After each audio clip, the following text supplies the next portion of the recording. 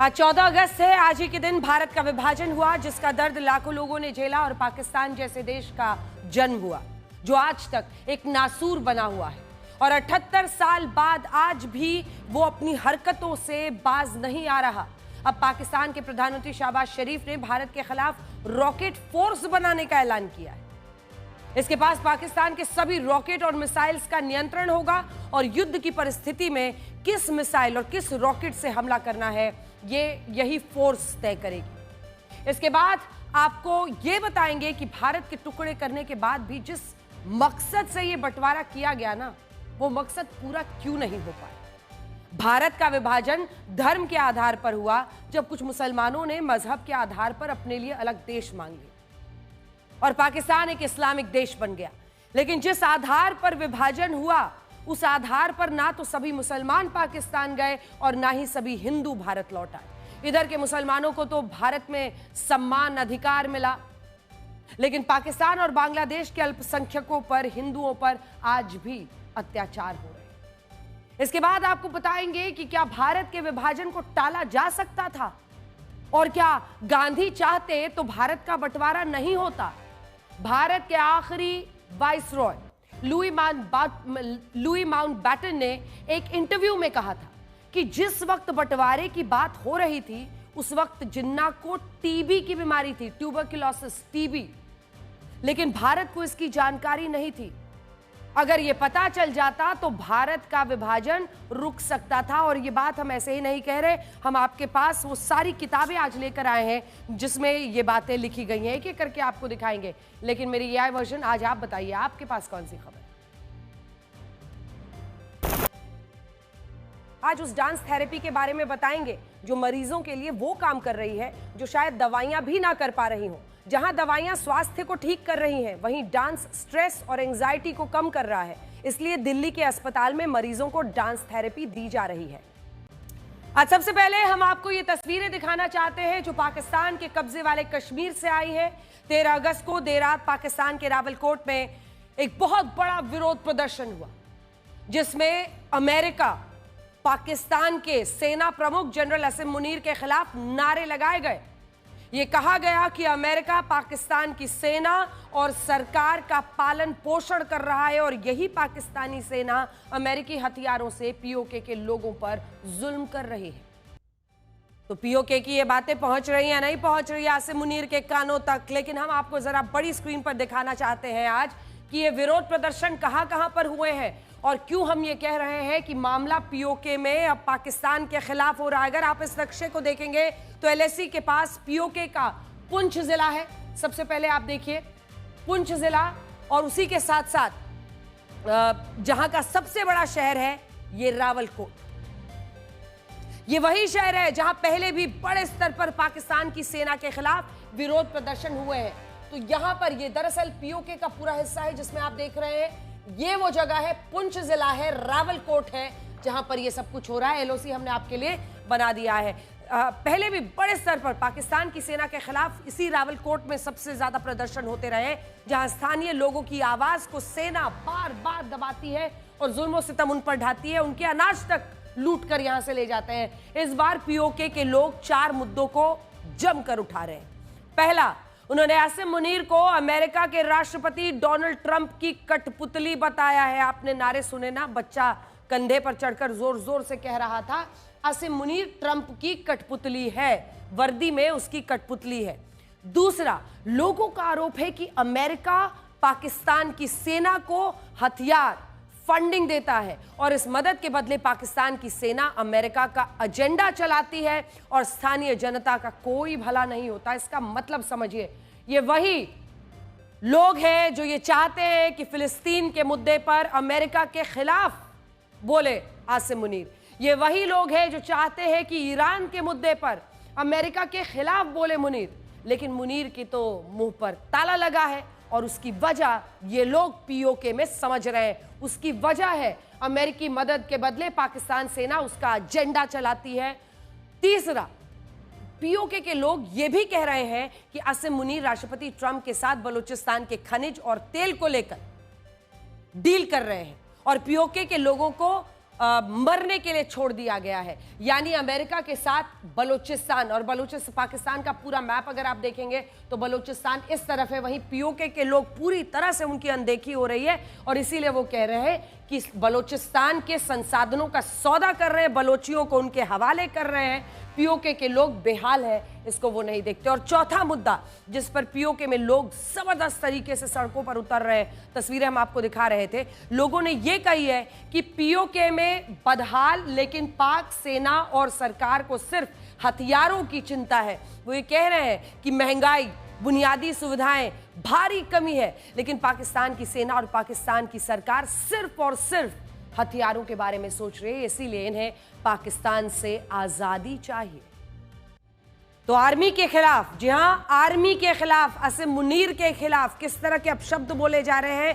PoK में लोगों का गुस्सा खुलकर आपने देखा और हमने इस रिपोर्ट के जरिए आपको बताया कि वजह भी क्या है।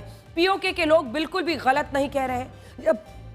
जब पाकिस्तान की सरकार को अपने लोगों का पेट भरना चाहिए, उनकी गरीबी दूर करना चाहिए, विकास के लिए काम करना चाहिए, तब वो युद्ध की तैयारियों में जुटी हुई है। और हम आपको एक एक करके दिखाते हैं। देखिए, पाकिस्तान के प्रधानमंत्री शहबाज शरीफ ने अपने एक नए बयान में कहा है कि वो पाकिस्तानी सेना की एक नई रॉकेट फोर्स बनाएंगे। Rocket force, Pakistan army Rocket force command. ये एक स्वतंत्र कमांड होगी जिसके पास पाकिस्तान के सभी रॉकेट्स, मिसाइलों का नियंत्रण होगा और युद्ध के हालात में किस मिसाइल को किस रॉकेट से हमला करना है, ये सभी यही रॉकेट फोर्स तय करेगी। तो देखिए आपने, शहबाज शरीफ, एक जंग, अनेकों जंग पाकिस्तान हारा है और इस शख्स ने भी अपने देश की जो हालत की हुई है, हार को भी जीत का जश्न मनाने में ये पूरे देश की आंखों में धूल झोंकते हैं। और अब ये नया रॉकेट वाला कोई अपना डिपार्टमेंट बना के, बड़ी स्क्रीन पर जरा मैं आपको तस्वीरें आज दिखाना चाहती हूं। शहबाज शरीफ को यह समझना पड़ेगा कि परिस्थिति क्या हो गई है।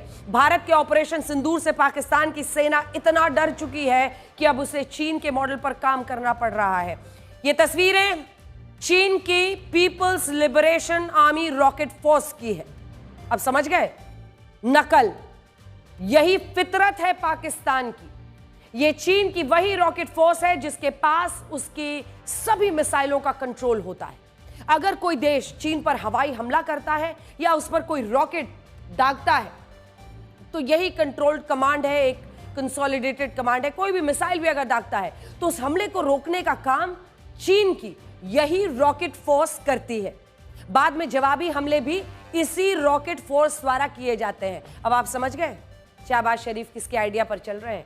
वैसे नकल के लिए भी अकल की जरूरत होती है और बार बार पाकिस्तान ने साबित किया है कि वो नकल में भी फेल रहते हैं। कभी भारत की नकल, कभी भारत की कूटनीतिक कदमों की नकल, अब चीन की रॉकेट फोर्स की नकल। अब आपको ये तस्वीरें भी याद होंगी जब भारत ने ऑपरेशन सिंदूर के तहत पाकिस्तान के कुल 9 आतंकी ठिकानों, आतंकवादी अड्डों, 11 एयर बेसेस और कुछ मिलिट्री बेसेस को हवाई हमलों में नष्ट किया था और पाकिस्तान भारत के इन हमलों को रोक ही नहीं पाया था। एक एक करके हम तमाम जगहों की तस्वीरें आपको दिखा रहे हैं, चाहे वो मुरीद के हो, बहावलपुर हो और उसके बाद से जो हम उनके एयर बेसेस पर पहुंचे। और ये तो तमाम आप देख रहे हैं जो वहां पर नुकसान हुआ था उसकी तस्वीरें हैं, बाकायदा फुटेज है जो पूरी दुनिया ने देखी है। इसी हार के बाद अब पाकिस्तान ने अपने आतंकी और सैन्य ठिकानों को बचाने के लिए ये रॉकेट फोर्स बनाई है और इसे लगभग 250 मिसाइलों की जिम्मेदारी सौंपी गई है। इनमें क्रूज और बैलिस्टिक मिसाइल्स हैं, सबसोनिक मिसाइल हैं, सुपरसोनिक मिसाइल भी इसमें हो सकती हैं। तो आइए आपको दिखाते हैं ऑपरेशन सिंदूर के बाद पाकिस्तान की रॉकेट फोर्स क्या करने वाली है। कितनी मिसाइलें हैं तो कुल 250 हैं। कौन सी मिसाइलें? क्रूज और ballistic missile, supersonic, hyper supersonic मिसाइलें इसमें शामिल होंगी। इनमें अब्दाली मिसाइल की मारक क्षमता 200 किलोमीटर है। गजनवी जो मिसाइल है 300 किलोमीटर, गौरी मिसाइल की 1250 किलोमीटर, बाबर 1 मिसाइल की 450 किलोमीटर, बाबर 2 की 900 किलोमीटर और शाहीन 3 की मारक क्षमता 2750 किलोमीटर है। हमने उनकी सारी मिसाइलों की रेंज आपके सामने रख दी है। देखिए 15 अगस्त के पहले दोनों ही देशों में अगर आप देखिए तो सरहद पर तनाव है, तैयारी पूरी है। भारतीय सेना ने भी अपने तमाम सरहद पर ड्रिल्स किए हैं। उधर पाकिस्तान क्या क्या कर रहा है, 14 अगस्त के जस्ट पहले वो रॉकेट फोर्स का ऐलान कर देता है। वहीं उनकी पूरी मिसाइलें और उनकी क्षमता हमने आपको दिखा दी है। हालांकि इस रॉकेट फोर्स को जो मिसाइलें दी गई हैं उनके नाम भी भारत के लोगों को जरूर देखने चाहिए। नाम क्या क्या है? अब्दाली, गौरी, गजनवी और बाबर। ये सारे वही मुस्लिम आक्रमणकारी हैं जिन्होंने भारत में हिंदू मंदिरों को तोड़कर उन्हें लूटा और भारत का दमन किया, लेकिन पाकिस्तान इन्हें अपना हीरो मानता है। सबसे पहले हम अहमद शाह अब्दाली की बात करते हैं। अफगान लुटेरा था ये, अफगान लुटेरा। भारत पर कई बार हमला किया और शायद यही वो तमगा है जिसकी वजह से पाकिस्तान ने एक अफगानी लुटेरे का नाम पाकिस्तान में बनने की मिसाइल का नाम रख दिया। अगला, गौरी, मोहम्मद गौरी, भारत पर कई बार हमला करने वाला, यही वो तबका है जिसकी वजह से शायद एक और मिसाइल का नाम गौरी रख दिया। तो कुल मिलाकर उनकी मानसिकता इन नामों के चयन से दिखती है। महमूद गजनवी, भारत पर 17 बार आक्रमण किया था, तो उसका नाम तो सीने से लगाना ही था। सोमनाथ मंदिर पर हमला करने वाला महमूद गजनवी, भारत की संपत्ति लूटने वाला। ऐसे लुटेरों, चोरों, हमलावरों को जब वो भारत का हिस्सा थे, उसके बाद अलग होने के बाद उन्हीं को अपना हीरो बना बैठा और उन्हीं के नाम पर मिसाइलें रख दी।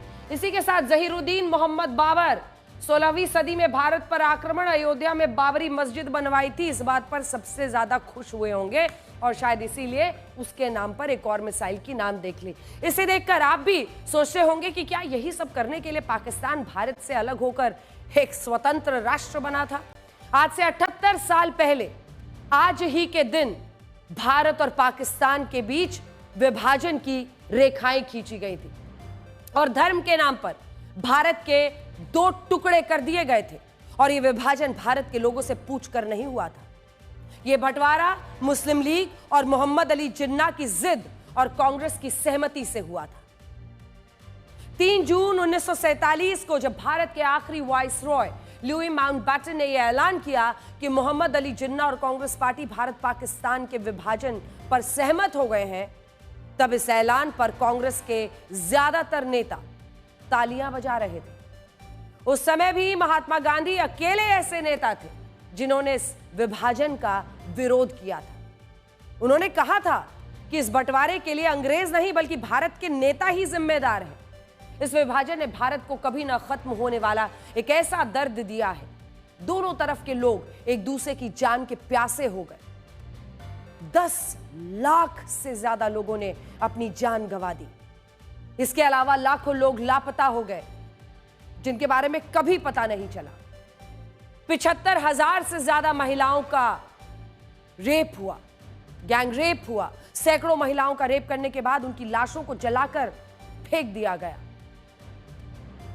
इस तस्वीर को शायद आज की पीढ़ी पहचानती भी नहीं होगी, लेकिन इसमें जितने लोगों की आपको लाशें दिख रही हैं, इससे पहले वाली तस्वीर, जितने लोगों की लाशें आपको दिख रही हैं, ये वो हिंदू और सिख थे जिन्हें पाकिस्तान के कमोके रेलवे स्टेशन पर भारत लौटने से पहले ही बेरहमी से मार दिया गया था। और उस दिन कमोके रेलवे स्टेशन से भारत में जो ट्रेन आई थी उसमें सैकड़ों लोगों की लाशें भरी हुई थी। यह तस्वीर जो आज आपके सामने टेलीविजन स्क्रीन पर है। बाद में इसी तरह की घटनाएं भारत की तरफ से भी हुई। यह ऐसा नरसंहार था जो बंटवारे और आजादी की खबरों में दब गया। यह बात भी इतिहास में दबा दी गई कि जिस ब्रिटिश अफसर को भारत और पाकिस्तान के बीच बंटवारे की लकीर खींचने का काम सौंपा गया था, वो भारत के बारे में कुछ नहीं जानता था। इस ब्रिटिश अफसर का नाम था सिरिल रैडक्लिफ और इसे इस काम के लिए सिर्फ 5 हफ्तों का समय दिया गया था। और इन 5 हफ्तों में सिरिल रैडक्लिफ 95% इन इलाकों में कभी नहीं गए थे। 95% इलाकों में वो गए ही नहीं थे जहां उन्होंने भारत और पाकिस्तान के बीच सीमा रेखा खींच दी। सोचिए, इससे बड़ा मजाक क्या हो सकता है। इसके अलावा जिस बंटवारे ने हमारी मातृभूमि को 2 टुकड़ों में बांट दिया, जिसने लाखों लोगों की जिंदगियां निगल ली, उस बंटवारे की लकीर को खींचने वाले सिरिल रैडक्लिफ सिर्फ 3 दिन बाद 18 अगस्त 1947 को अपने देश वापस लौट गए थे। और उनकी वजह से लाखों लोग 100,000 लाख नहीं, लाखों लोग बेरहमी से मर रहे थे। इससे भी ज्यादा दुख की बात तो यह है कि जब एक अंग्रेज इस तरह से भारत माता के टुकड़े कर रहा था, तब भारत के बहुत सारे नेता ये तय करने में व्यस्त थे कि किसे कौन सा मंत्रालय और कौन सा विभाग मिलेगा। यह विभाजन धर्म के आधार पर हुआ, लेकिन मैं आपको बड़ी स्क्रीन पर दिखाती हूं कि जिस मकसद से यह विभाजन किया गया था वो मकसद कभी पूरा ही नहीं हुआ। तो आइए चलते हैं बड़ी स्क्रीन पर और आपको दिखाते हैं कि आखिर इसका मकसद क्या था और क्या वो मकसद पूरा हुआ। बंटवारे के वक्त पश्चिमी पाकिस्तान जो आप देख रहे हैं इधर, और ये है पूर्वी पाकिस्तान, ये हिस्सा पश्चिमी पाकिस्तान और पूर्वी पाकिस्तान, तब बांग्लादेश नहीं बना था। अब हम आपको नंबर्स के जरिए बताते हैं। बंटवारे के वक्त पश्चिमी पाकिस्तान और पूर्वी पाकिस्तान से कुल 83 लाख लोग भारत में आए थे। 83 लाख लोग जो हम आपको बता रहे हैं एंट्री, ये 83 लाख पूर्वी पाकिस्तान से और पश्चिमी पाकिस्तान से मिलाकर, जबकि भारत से कुल 96 लाख लोग पाकिस्तान में गए थे। 96 गए थे, इधर भी और इधर भी। यह विभाजन का मकसद क्या पूरा हुआ 1947 में, यही हम पूछ रहे हैं। तो 96 लाख गए पाकिस्तान में और 83 लाख आए भारत में। उस वक्त भारत में मुसलमानों की आबादी लगभग 4 करोड़ थी, लेकिन इसके बावजूद सिर्फ 96 लाख मुसलमान ही पाकिस्तान गए। बाकी मुसलमानों ने भारत को ही अपना देश माना, वो रुक गए। इनमें कई मुस्लिम परिवार तो ऐसे थे जिनकी जो जड़ें हैं वो पेशावर, लाहौर, कराची में थी, लेकिन उन्होंने बंटवारे के वक्त वहां ना जाकर यहीं रहने का फैसला किया। इनमें मशहूर अभिनेता शाहरुख खान और दिलीप कुमार उर्फ यूसुफ खान का परिवार भी शामिल था, जिसकी अक्सर वो चर्चा करते हैं। अब हम आपको दिखा रहे हैं कि कैसे जड़ें पाकिस्तान में थी, लेकिन ये तमाम परिवार ऐसे थे जिन्होंने ये तय किया कि वो भारत में ही रहेंगे। अब अगर आप इस ग्राफिक्स को देखेंगे तो आज के बांग्लादेश और उस समय के पूर्वी पाकिस्तान से 29 लाख हिंदू भारत में आए। कितने हिंदू भारत में आए? 29 लाख पूर्वी पाकिस्तान से, देखिए यहां पर भारत में आए। लेकिन भारत से सिर्फ 7 लाख मुसलमान ही गए, ये देखिए यहां पर। तो 29 लाख पूर्वी पाकिस्तान से 29 लाख भारत में आए और भारत से गए 7 लाख मुसलमान यहां पर। इसी तरह मौजूदा जो पाकिस्तान है उससे 54 लाख, कुल 54 लाख हिंदू जो है यहां आ गए नीचे, और यहां से 65 लाख मुसलमान गए भारत से पाकिस्तान में, जो तब पश्चिमी पाकिस्तान था। हिंदू, सिख और बाकी लोग भारत में आए, जबकि भारत में अगर आप देखें तो 65 लाख मुसलमान ही आज के पाकिस्तान में गए। इससे आप ये समझ सकते हैं कि ये बंटवारा तो हिंदू और मुसलमानों के नाम पर हुआ था, लेकिन सच ये है कि भारत से पाकिस्तान जाने वाले मुसलमान आबादी के अनुपात में बहुत कम थे और पाकिस्तान और आज के बांग्लादेश से भारत आने वाले हिंदू ज्यादा थे। इसके अलावा जो मुसलमान भारत में रहे उन्हें अपने धर्म का पालन करने की पूरी आजादी मिली। भारत में राष्ट्रपति, उपराष्ट्रपति, सुप्रीम कोर्ट के मुख्य न्यायाधीश, मुख्यमंत्री, राज्यपाल, यहां तक कि भारत की क्रिकेट टीम के कप्तान भी मुस्लिम समुदाय के लोग रहे। विभाजन की इस त्रासदी को आज प्रधानमंत्री मोदी ने भी याद किया और सोशल मीडिया पर यह लिखा कि आज का दिन हमें यह बताता है कि लोगों को सौहार्द और एकता की भावना को बनाए रखना चाहिए, जो हमारे देश को एक सूत्र में पिरो कर रखती है। और ये एक बहुत बड़ी बात है। अंग्रेजों ने जब भारत का बंटवारा किया तब हमारी एकता की भावना कमजोर हो चुकी थी, और आज भी अगर आप देखेंगे तो कई बार एक खास वोट बैंक के लिए इस तरह की राजनीति की जाती है जिससे हमारी एकता की भावना को नुकसान पहुंचता है। हालांकि आज उत्तर प्रदेश के मुख्यमंत्री योगी आदित्यनाथ ने भारत के बंटवारे के बारे में कांग्रेस को उन्होंने इसके लिए जिम्मेदार बताया और यह कहा है कि कांग्रेस ने सत्ता के लालच के लिए भारत का बंटवारा किया था। 1947 में स्वतंत्र हो रहा था, उसके एक दिन पूर्व अपनी सत्ता लिप्सा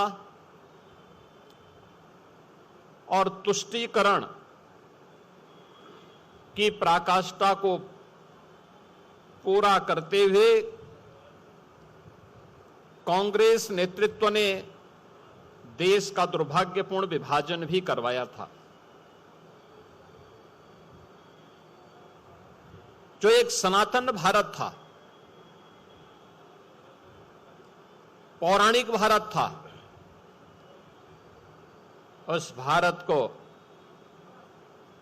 उसी की दो भुजाओं को काट करके पाकिस्तान जैसे दानों के रूप में भारत को सदैव पीड़ित करने के लिए, डसने के लिए एक दुश्मन को उसके साथ उसी के हिस्से को काट करके बना दिया गया। 1947 का बंटवारा आज भी भारत के हिंदू मुसलमानों के लिए किसी सीख से कम नहीं है। भारत साल 1192 से ही किसी न किसी मुस्लिम आक्रमणकारी का गुलाम रहा, लेकिन इसके बावजूद भारत के हिंदू और मुसलमानों में एकता, भाईचारे की गुंजाइश रही। मुगलों के हिसाब से अगर आप देखें तो उनके बेहिसाब अत्याचारों के बाद भी ना तो हिंदुओं ने आम मुसलमानों से कभी नफरत की और ना ही आम मुसलमानों ने हिंदुओं से कभी नफरत की। इस भाईचारे का ही नतीजा था कि साल 1857 में जब अंग्रेजों के खिलाफ पहला विद्रोह हुआ, तब इस विद्रोह में भारत के हिंदू और मुसलमान एक होकर अंग्रेजों से लड़ रहे थे और आखिरी मुगल शासक बादशाह बहादुर शाह जफर ने भी अंग्रेजों के खिलाफ इस विद्रोह का समर्थन किया था। उस वक्त अंग्रेजों ने इस विद्रोह को नाकाम तो कर दिया, लेकिन उन्हें यह आभास हो गया कि भारत के आम हिंदू और मुसलमानों में गजब की एकता है। अगर ये एकता इसी तरह से बनी रही तो एक ना एक दिन फिर 1857 जैसा विद्रोह होगा और अंग्रेजों को भारत छोड़कर जाना होगा। इसी एकता को तोड़ने के लिए अंग्रेजों ने एक थ्योरी निकाली, फूट डालने का काम शुरू कर दिया। सबसे पहले उन विवादित मस्जिदों के सर्वे शुरू कर दिए जहां हिंदू मंदिर होने का दावा करते थे। इन सर्वेक्षण से हिंदू और मुसलमानों के बीच माहौल खराब हुआ और बाद में अंग्रेजों ने हिंदुओं के कानून बदलने शुरू किए, लेकिन मुसलमानों के पर्सनल लॉ बोर्ड में कोई भी उनके पर्सनल लॉ में कोई दखल नहीं दिया। सबसे बड़ी फूट 1905 में डाली गई जब अंग्रेजों ने संयुक्त बंगाल को हिंदू और मुसलमानों में बांट दिया। हम और आप सोचते हैं कि धर्म के आधार पर भारत का पहला बंटवारा 1947 में हुआ था, लेकिन सच तो यह है कि अंग्रेजों ने 1905 में संयुक्त बंगाल को दो भागों में बांट दिया था। इनमें मुस्लिम बहुल पूर्वी बंगाल अलग हो गया था और बाकी का हिंदू बहुल पश्चिमी बंगाल, वेस्ट बंगाल अलग हो गया था, जिस नाम से अब हम कहते हैं। देखिए, इस बंटवारे से कई मुसलमान खुश हुए थे और उन्हें यह लगा कि अंग्रेजों ने उन्हें बंगाल का इतना बड़ा हिस्सा दे दिया है, जबकि अंग्रेज हिंदू और मुसलमानों में बस फूट डाल रहे थे। समझने की कमी थी। और फूट डालो और शासन करो के तहत ही अंग्रेजों ने मुसलमानों को 1909 में सेपरेट इलेक्टोरेट का अधिकार दिया था, जिससे मुसलमानों को ही अपना प्रतिनिधि चुन सकते थे। आप सोचिए। और इसी राजनीति ने हिंदू और मुसलमानों के बीच खाई पैदा की और जिन्ना जैसे लोगों ने 1947 में भारत के दो टुकड़े करा दिए। जिन लोगों ने भी भारत को धर्म के नाम पर बांटा, वो सब के सब तड़प तड़प कर मरे हैं। इनमें मोहम्मद अली जिन्ना की मौत टीबी, जी हां, ट्यूबरक्लोसिस और फेफड़ों के कैंसर से हुई। बंटवारे के सिर्फ एक साल बाद 11 सितंबर 1948 को जब जिन्ना की तबीयत बहुत ज्यादा खराब हुई, तब उन्हें क्वेटा से कराची ले जाया गया ताकि बड़े अस्पताल में उनका इलाज हो सके।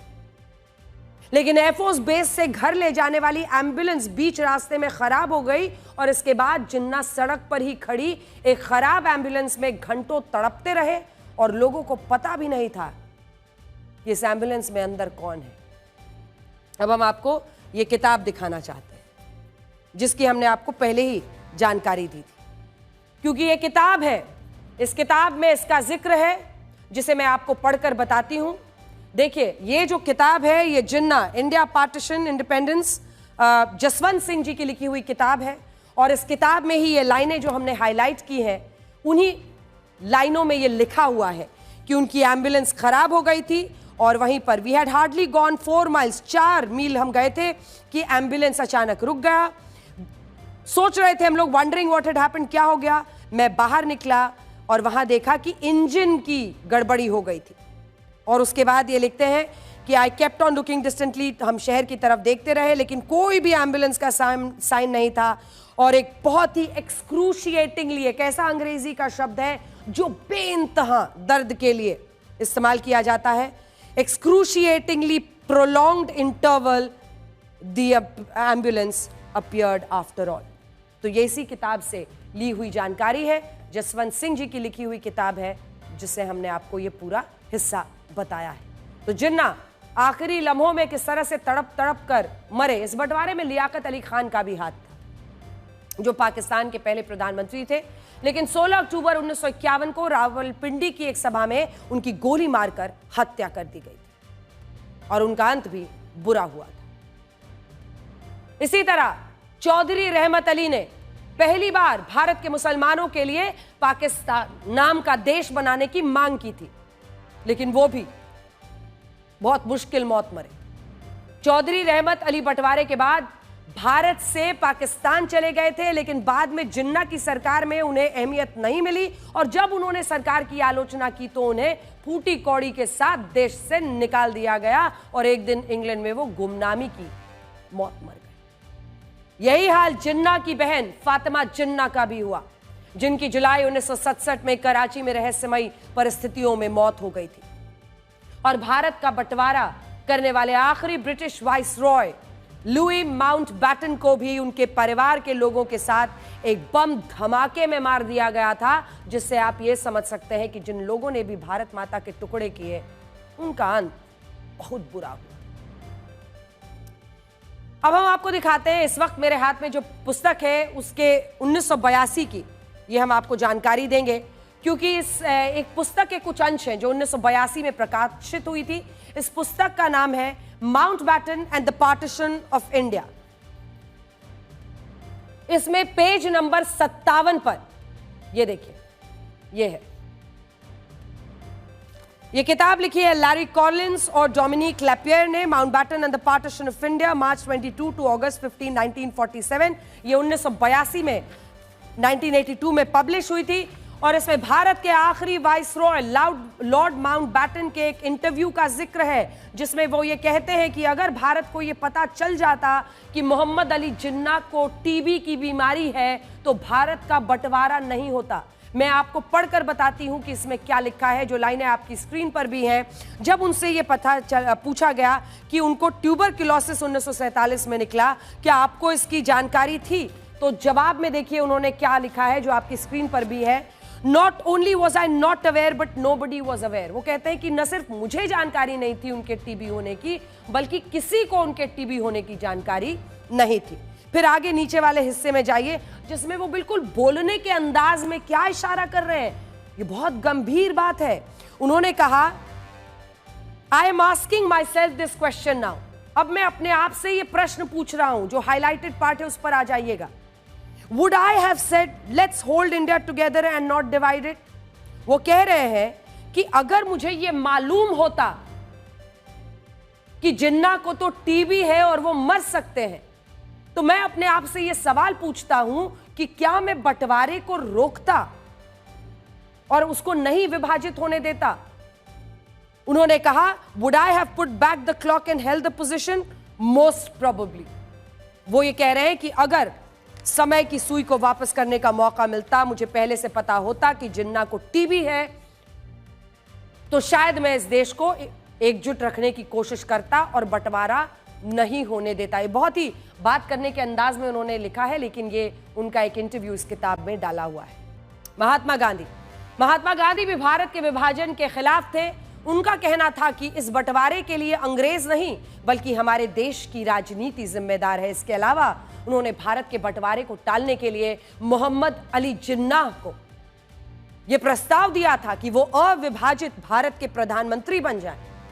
जिन्ना से कहा कि आप पीएम बन जाइए, पाकिस्तान को बनाने की जिद छोड़ दीजिए, लेकिन जिन्ना इसके लिए तैयार नहीं हुए। उन्होंने भारत को तोड़कर पाकिस्तान बना दिया। हालांकि जिन्ना के परिवार के कुछ लोग खुद पाकिस्तान नहीं गए, जिनमें उनकी बेटी दीना वीडियो को जिन्ना ने कई बार पाकिस्तान बुलाया, लेकिन वो वहां गई ही नहीं। और आज आप देखिए कि हमारे देश में वाडिया खानदान का वाडिया ग्रुप है और हमने सबका सम्मान किया है, लेकिन पाकिस्तान ने सिर्फ हमसे नफरत की है और नफरत की इसी बीज पर वो कुढ़ता रहा, जलता रहा, मरता रहा, हारता रहा, लेकिन ये नफरत की आग उसने छोड़ी नहीं।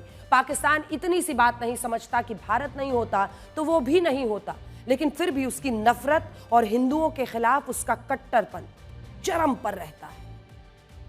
आज इस सवाल को भी समझना जरूरी है कि जब भारत को आजादी मिली तो महात्मा गांधी भारत के प्रधानमंत्री या राष्ट्रपति क्यों नहीं बने? महात्मा गांधी ने आजादी की लड़ाई में सबसे अहम भूमिका निभाई थी। साल 1920 से लेकर 1947 तक आजादी के आंदोलन का नेतृत्व किया था। उन्हीं के आह्वान पर भारत के अंग्रेजों के खिलाफ असहयोग आंदोलन, नमक सत्याग्रह आंदोलन और आखिर में अंग्रेजों भारत छोड़ो आंदोलन, क्विट इंडिया मूवमेंट शुरू हुआ था।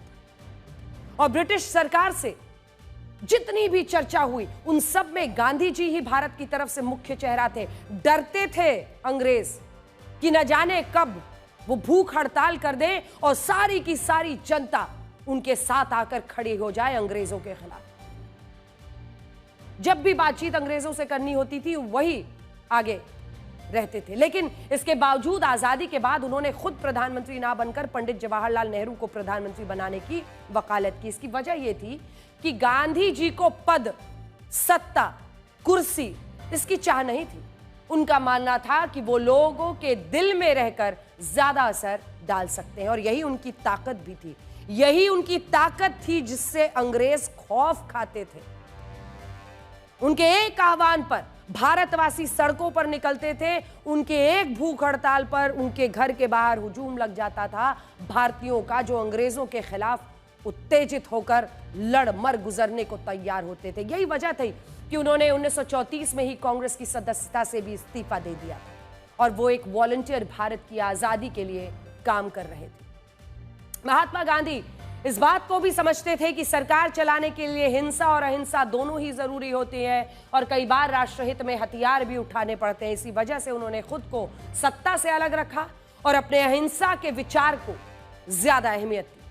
1922 में जब चौरी चौरा कांड हुआ और इसमें हिंसा हुई तो गांधी जी ने इस हिंसा के विरोध में अपने असहयोग आंदोलन को वापस ले लिया और कभी भी सत्ता और पद की उन्होंने एक जो कहते हैं चाहत वो नहीं दिखा। 15 अगस्त 1947 जब भारत को आजादी भी मिली तब भी महात्मा गांधी आजादी के जश्न से कोसों दूर पश्चिम बंगाल के नोआखाली में थे, जहां हिंदू मुसलमानों के दंगे हो रहे थे, जिससे आप ये समझ सकते हैं कि महात्मा गांधी को भारत का प्रधानमंत्री बनना ही नहीं था। वो एक आजाद और ऐसा मुल्क चाहते थे जिसमें ये हिंदू मुस्लिम वाली राजनीति, ये देश को बांटो कुर्सी हासिल करो वाली राजनीति के लिए कोई जगह ना बचे। अब मैं फिर से आपको जरा बड़ी स्क्रीन पर लेकर चलती हूं और आपको यह दिखाती हूं कि आज इन सब की चर्चा 15 अगस्त के ठीक पहले क्यों कर रहे हैं। विभाजन और आजादी के 78 साल बाद भारत कहां खड़ा है और पाकिस्तान कहां खड़ा है, यह हम आपको दिखाना चाहते हैं। भारत एक धर्मनिरपेक्ष देश है तो इस्लामिक राष्ट्र बन गया पाकिस्तान, ये उसने फैसला लिया, इसी वजह से वो अलग हुआ। आजादी के बाद भारत ने लोकतंत्र का रास्ता चुना और सभी धर्मों का सम्मान किया, लेकिन पाकिस्तान ने धार्मिक कट्टरवाद की राह पकड़ी और वो मुस्लिम राष्ट्र बन गया और अल्पसंख्यकों पर जुल्म सितम ढाने लगा, जो हिंदू या सिख वहां बचे थे। इसी धार्मिक कट्टरवाद के कारण पाकिस्तान की सेना सरकार पर हावी हुई, फौज की वहां पर चलती है और वहां 4 बार सैन्य तख्ता पलट हुए हैं। 4 बार सैन्य तख्ता पलट। जो चुनी हुई सरकार थी उसको सेना ने उखाड़ फेंका और यहां भारत में कभी कोशिश भी नहीं हुई। अगली बात जो हमें अलग करती है, 1947 से आज तक पाकिस्तान में 29 प्रधानमंत्री बन चुके हैं और आज तक एक भी प्रधानमंत्री ने अपना 5 साल का कार्यकाल पूरा ही नहीं किया, जबकि भारत में 1947 से 15 प्रधानमंत्री बने, जिनमें 7 प्रधानमंत्रियों ने अपना कार्यकाल पूरा किया। 2 प्रधानमंत्रियों ने लगातार 3 बार लोकसभा चुनाव भी जीते, जिसमें पंडित नेहरू और प्रधानमंत्री नरेंद्र मोदी शामिल हैं। आज भारत की अर्थव्यवस्था अमेरिका, चीन, जर्मनी के साथ बाद 4थे स्थान पर है, जबकि पाकिस्तान की अर्थव्यवस्था का हाल देखिए, 45वीं अर्थव्यवस्था है। पाकिस्तान की अर्थव्यवस्था विकास दर के मामले में भी हमसे बहुत पीछे है। भारत के पास दुनिया की चौथे सबसे शक्तिशाली सेना है। अब हम आपको विकास दर दिखा रहे हैं, जिसमें अनुमानित विकास दर भारत का अगर 6.2% है तो पाकिस्तान का पलट दीजिए आंकड़ा 2.6। भारत के पास दुनिया की चौथी सबसे शक्तिशाली सेना है, जबकि पाकिस्तान इस सूची में भी 12वें नंबर पर है। अगर आर्मी के नजरिए से भी देखिए, भारत का ये देखिए चौथी सबसे शक्तिशाली सेना और ये 12वीं स्थान पर है। भारत का इसरो चांद पर पहुंच चुका है, जबकि पाकिस्तान अपने झंडे पर ही चांद लगा पाता है। चंद्रमा के दक्षिणी छोर पर कदम रख चुका है भारत। हम आपको तस्वीर दिखा रहे हैं तो प्रतीकात्मक, तो इधर झंडे पर चांद लगाकर ही खुश रहता है। उसके लिए वहां तक पहुंचना सपना था, है और रहेगा। इसरो दुनिया के 34 देशों की 400 से ज्यादा सैटेलाइट्स को अंतरिक्ष में भेज चुका है, जबकि पाकिस्तान की अंतरिक्ष एजेंसी जो कि सुपार्को है, आज भी खुद अपना एक सैटेलाइट अंतरिक्ष में नहीं भेज सकती। इसके लिए पाकिस्तान चीन पर निर्भर रहता है, चीन से भीख मांगता है कि मेरी सैटेलाइट जरा लॉन्च करवा दो। पाकिस्तान की कुल आबादी 25 करोड़ है, जबकि भारत में अगर आप देखें तो भारत में सिर्फ मुसलमानों की आबादी ही 25 करोड़ है। ये देखिए, ये पाकिस्तान की आबादी 25 करोड़ की और भारत के 145 करोड़ में 25 करोड़ सिर्फ मुसलमान हैं और हम एक हैं। यही हमारी ताकत है। आज Google, Microsoft, Adobe, FedEx, IBM, micron technology, world bank के CEO भारतवंशी हैं, जबकि दुनिया में अंतरराष्ट्रीय आतंकवादी संगठन के CEO पाकिस्तानी हैं।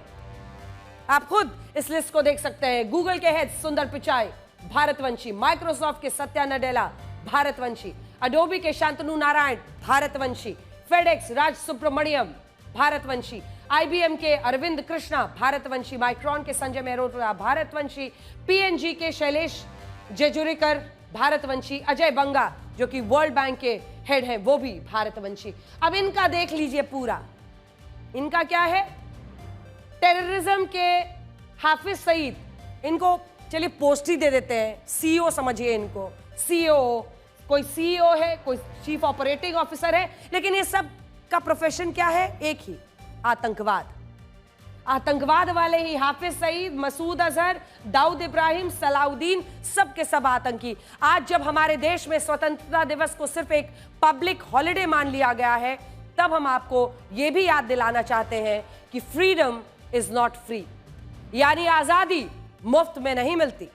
इसकी भी एक कीमत है जिसे हमारे देश के जवान और उनके परिवार चुकाते हैं। इसीलिए स्वतंत्रता दिवस मनाते वक्त इन शहीदों और उनके परिवारों को भी हमेशा हमेशा याद रखें।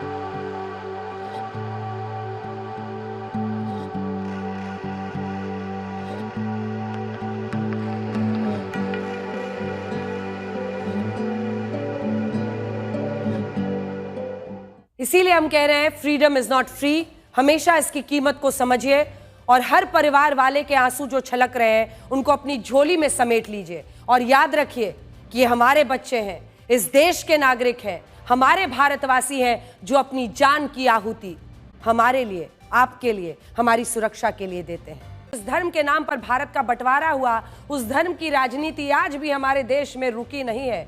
समाजवादी पार्टी की विधायक पूजा पाल ने कुख्यात गैंगस्टर अतीक अहमद को मिट्टी में मिलाने के लिए मुख्यमंत्री योगी आदित्यनाथ की तारीफ कर दी थी और इसका कारण यह था कि अतीक अहमद ने पूजा पाल के पति राजू पाल की साल 2005 में हत्या कराई थी और इस केस के एकमात्र गवाह उमेश पाल को भी मरवा दिया था।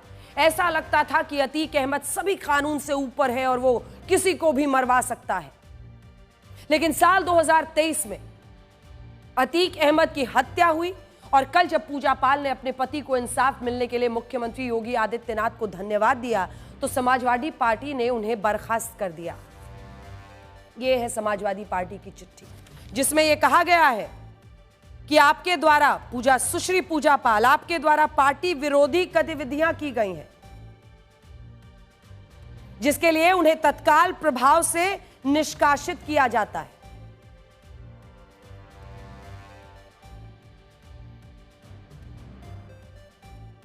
मैंने अपना पति खोया है जो इस सदन के माननीय सदस्य थे। ये बात किसी से छिपी नहीं है, पूरा सदन जानता है कि उनकी हत्या कैसे हुई थी और किन लोगों ने की थी। मैं धन्यवाद देना चाहती हूँ माननीय मुख्यमंत्री जी को जिन्होंने मेरे छुपे हुए उन आंसुओं को देखने का काम किया जो वर्षों में किसी ने देखने का काम नहीं किया।